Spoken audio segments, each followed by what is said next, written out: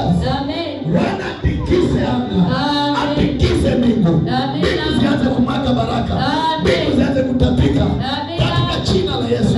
Kila chochote kilichosemezewa, kilichoongelewa na maadui, walichosema kwenye vyumba vya siri, wakipiga baraka zako, wakipiga nyota yako, wakipiga vita ubiti wako, naomba neema ya Mungu iwe ndani yako, baraka ya Mwenyezi Mungu ishuke ndani yako, Mwako Roho Mtakatifu ukuinue kwa jina la Yesu.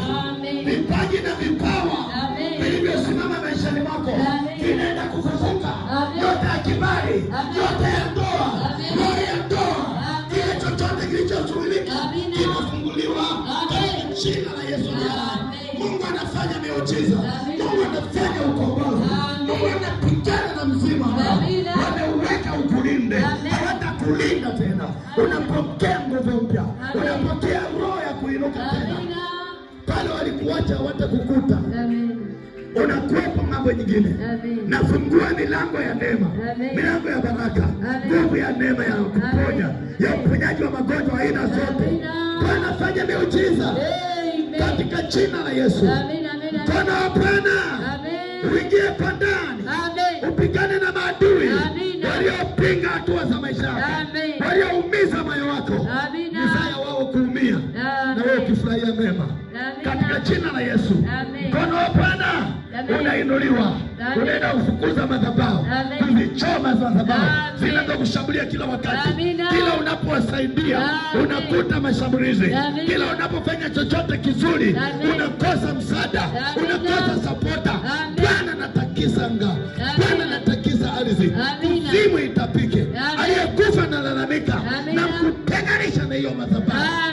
Pokea nguvu mpya, pokea roho ya Bwana, pokea roho ya kufanikiwa, kubarikiwa kwa wepesi, kuinuliwa, kuwachanganya maadui.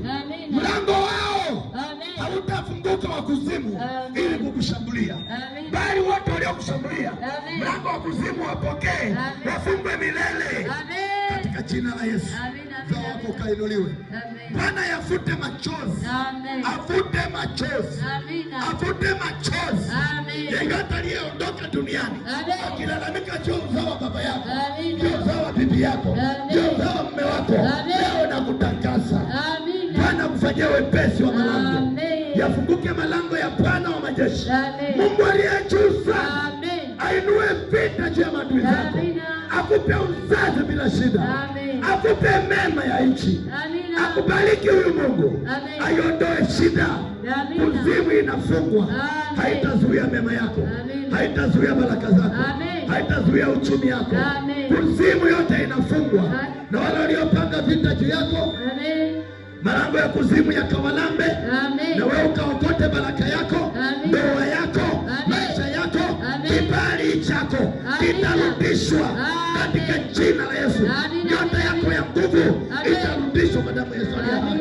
Mungu mkuu sana, atendaye maajabu, afanye maajabu juu yako, afanye miujiza, aingie chumbani, aingie ndani, aingie kwenye moyo wako, aingie kwenye ukoo ulikoolewa, ulikozaliwa, aipinge ile roho ya kuharibu ndoa, aipinge ile roho ya kuharibu maisha, aipinge ile roho iliyosema hawataolewa, hawatakaa kwa ndoa. Leo utaishi, utaishi kwa jina la Yesu.